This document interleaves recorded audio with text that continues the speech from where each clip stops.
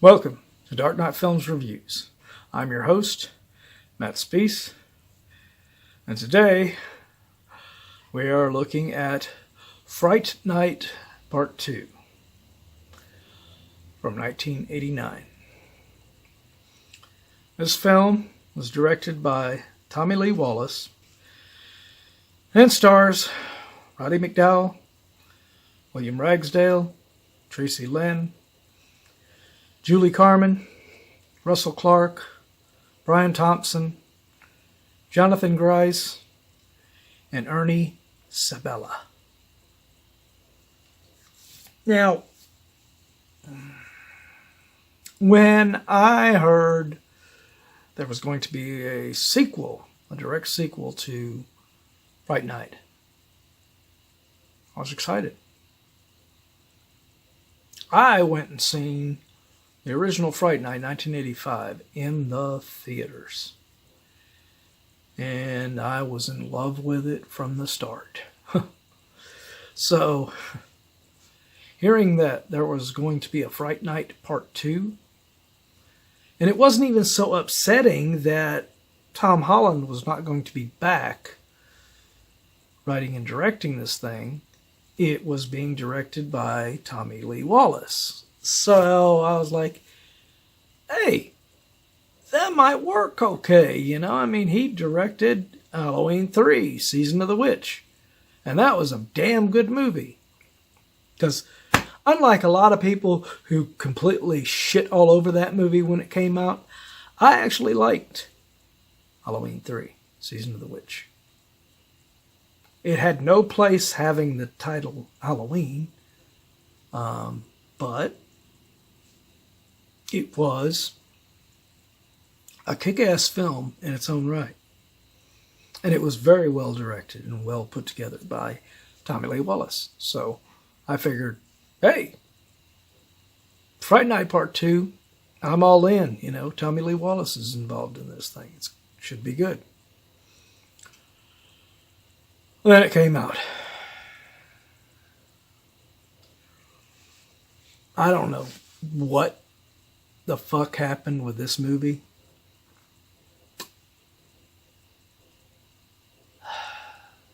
I mean, Roddy McDowall is back. That's Peter Vincent. And he's pretty good in this. I mean, he's one of the better parts of this film. William Ragsdale might as well have just stayed the fuck home and let somebody else fill the role of Charlie Brewster in this thing, because it doesn't even feel like the same character from the 1985 original movie. And it's the same actor. This is the same actor. And he is just so different and so off to me. Traci Lynn is playing a new girlfriend for him named Alex. She was really good. I liked her. I had no problem with her. I mean, her character almost feels like she's the female version of Charlie Brewster. And meanwhile, William Ragsdale's real Charlie Brewster in this film is basically reduced to being the male version of Amy Peterson. And then we come to our so-called lead vampire. Julie Carmen as Regina Dandridge. I don't really give a shit what her first name is, because this character is so weak. And it really pisses me off that they made William Ragsdale's Charlie Brewster so weak in this that he is able to be seduced by this pathetic-ass excuse for a vampire.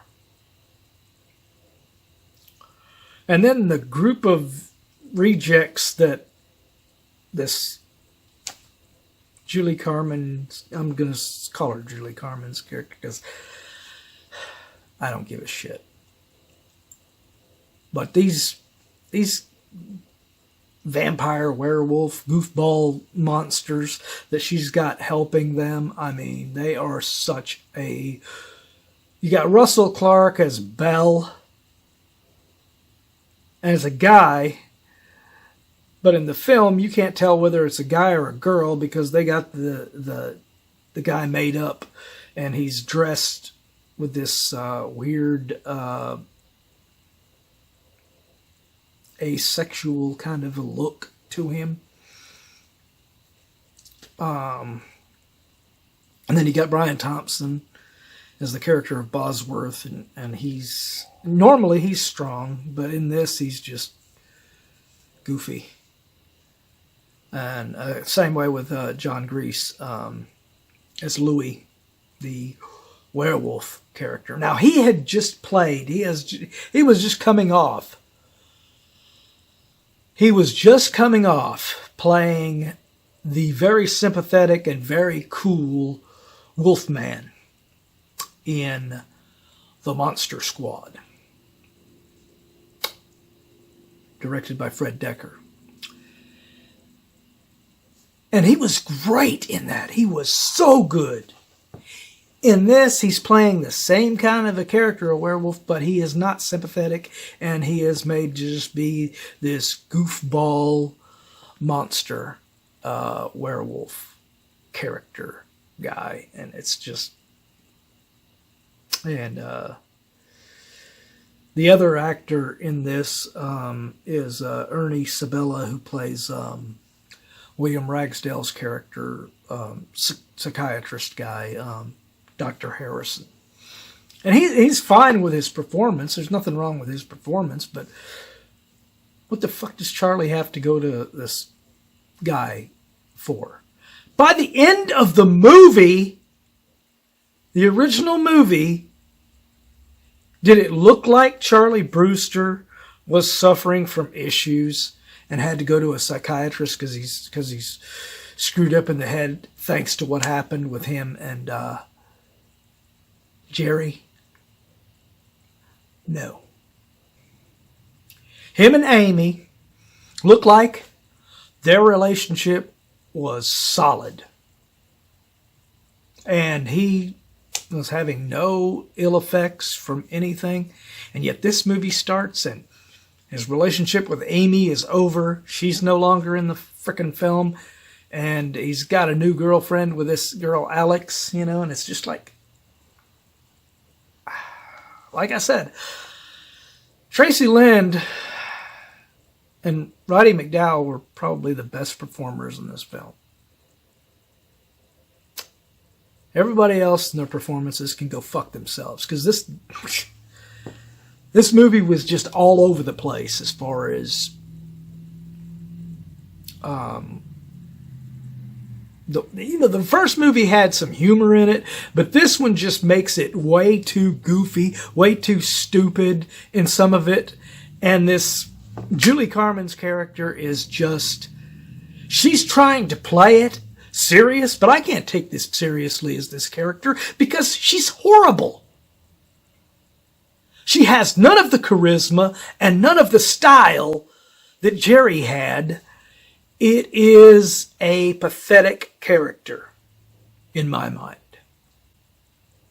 Big drop down from the great, charismatic Chris Sarandon.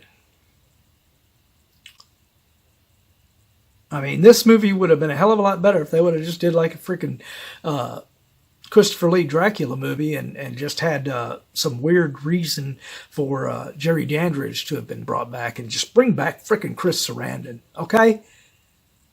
Because this shit didn't work. This was horrible. And I feel really bad for Roddy McDowall because he's given it his all and he's still doing a great performance as Peter Vincent. He's the only one that seemed to get that, hey, I'm still my same character, Because William Ragsdale didn't. He's so off away from what he was in 1985's original movie. That's how far his career had fallen by the time 1989's Fright Night Part 2 came along. And I don't know what the hell happened with Tommy Lee Wallace as a director in this thing, because, like I said, I loved his directing style. I loved what he did with Halloween 3. This was just a mess. So, my review of Fright Night Part 2.